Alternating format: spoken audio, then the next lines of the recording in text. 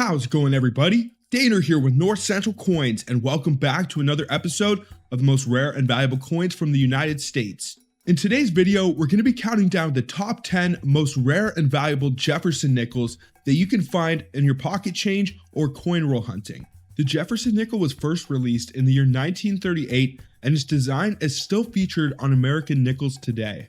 So unlike some of the other denominations, your chances of finding some of these extremely rare Holy Grail nickels can be a little bit higher than, let's say, quarters or dimes or half dollars if you're lucky enough to get a box of those. I don't know about you guys, but nickels are probably my favorite denomination to collect. They are the easiest when it comes to picking them up from the bank, and one of the most common denominations that you will see in your pocket change on a day-to-day basis. And you can be sure that there are some Jefferson nickels that are worth some buku insane amount of money. We are even talking tens of thousands of dollars. So make sure to stay till the end so you can see number one, which is going to be worth some absolutely insane money. But before I do get into this, I would really appreciate if you guys would hit that thumbs up, subscribe if you're new, and also hit that bell notification so you can follow along with my new videos as they are being released. And then what do you say we count down the top 10 most valuable Jefferson nickels that you can find in your pocket change or coin roll hunting? Let's get it, guys.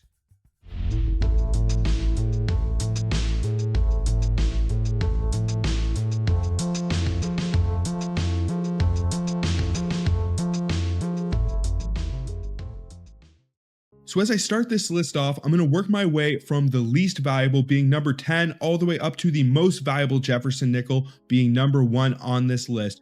Another thing to keep in mind is to get the absolute premium for all of these nickels that I am covering today, they also have to receive the full steps designation. If you are wondering what the full steps designation on a Jefferson nickel is, basically you have to flip over to the reverse of the coin and look at the steps of the Monticello. Now, to receive the full steps designation, it has to have at least 5 or 6 steps visible on the Monticello. Now, you can still get some pretty good money for the nickels that I am listing off if they don't get the full steps, but if you want the absolute premium, you do have to get that FS designation, as well as if you want to get the absolute most out of your coins, you need to send them off to be graded. So all of that being said, what do you say we start this list off with number 10, which is going to be the only silver nickel featured on this list. For those of you that didn't know, the US actually minted their Jefferson nickels in silver for a few years during World War II because of the metal shortage. Silver Jefferson war nickels have a composition of around 35%,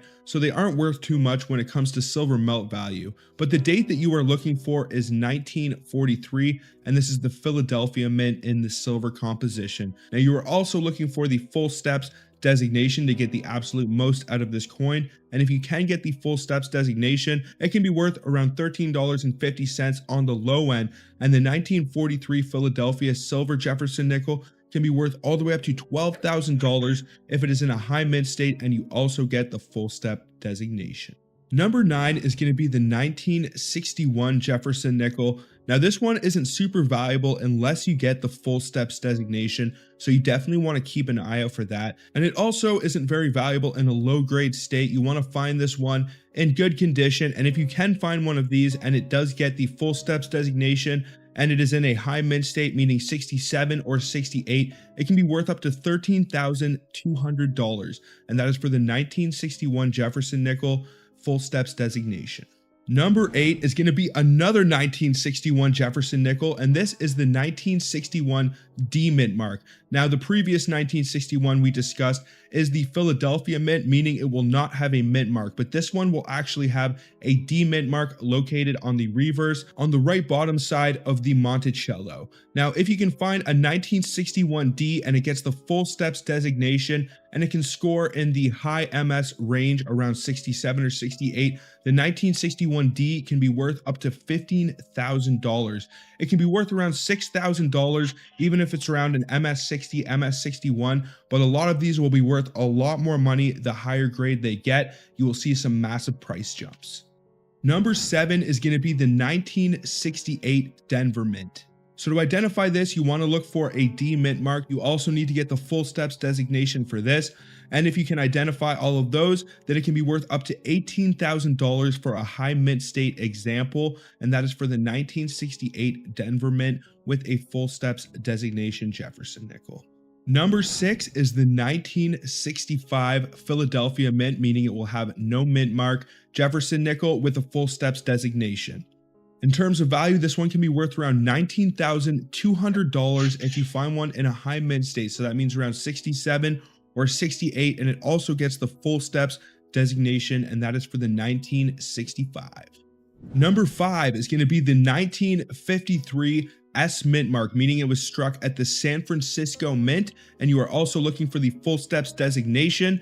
In terms of value, this one can be worth around $19,200 if you can find one and it gets the full step designation, and it is also in a high mint state, meaning around MS67, MS68. You will find that the San Francisco Mint Jefferson nickels a lot of the time are not as easy to find if you are not in the United States. I only believe I have found a few San Francisco minted Jeffersons in all of my coin roll hunts, and especially when it comes to some of these older ones like the 1953S. So always keep an eye out for those San Francisco mints, and you are also looking for the full step designation for the 1953S Jefferson nickel. Number 4 is the 1949 D over S Jefferson nickel, and you are also looking for the full steps designation. So this one is a bit of a doozy. To find the D over S even without the full steps, it'll be worth some good money, but if you want to get the premium out of this coin, you want to get the full steps designation. To identify it, you basically want to flip over to the reverse of the coin and look at the mint mark, which will be to the bottom right of the Monticello. And if it looks like there is a D stamped over an S for the mint mark, then you have yourself one fairly rare American Jefferson nickel that can be worth all the way up to $21,600 for a high mint state, and also if it gets the full step designation. Number 3 is going to be the 1939 Denver Mint, and this one has the reverse of the 1940, and you are also looking for the full step designation. The easiest way to identify this one is to flip over to the reverse of the coin and look at the steps of the Monticello. If it has the 1939 reverse, it will actually have wavy steps, and if it has the 1940 reverse, it will have straight steps on the Monticello. Now, if your 1939D has those straight steps, then you have yourself one very rare coin that can be worth all the way up to $26,400 if it is in a high mint state, and also you get the full steps designation. Number 2 is going to be the 1969 Denver Mint. Now, this is a bit of a strange case because the 1969 Denver Mint is not worth much at all if it doesn't get the full steps designation. Even in a high mint state, it's only worth somewhere from $10 to $20.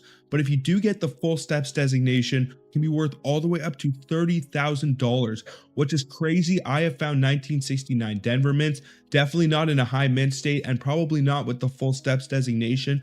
But if you are from the United States and you are looking through your pocket change or coin roll hunting fairly regularly, you have a decent chance of being able to stumble across one of these. And if you ever find one that is fresh out of a roll, you can make yourself some pretty good bank. So keep your eyes out for the 1969 Denver mints with the full step designation. And if you find one in good condition, you are one lucky dog. Well, we have made it to number 1 on this list. I really hope you guys enjoy these videos and find them helpful. If you do, please smash that thumbs up, subscribe if you're new, and also hit that bell notification so you can follow along with my new videos as they are being released. And then what do you say we get into number 1, which is going to be the 1954 San Francisco Mint Jefferson nickel, and you are also looking for the full steps designation.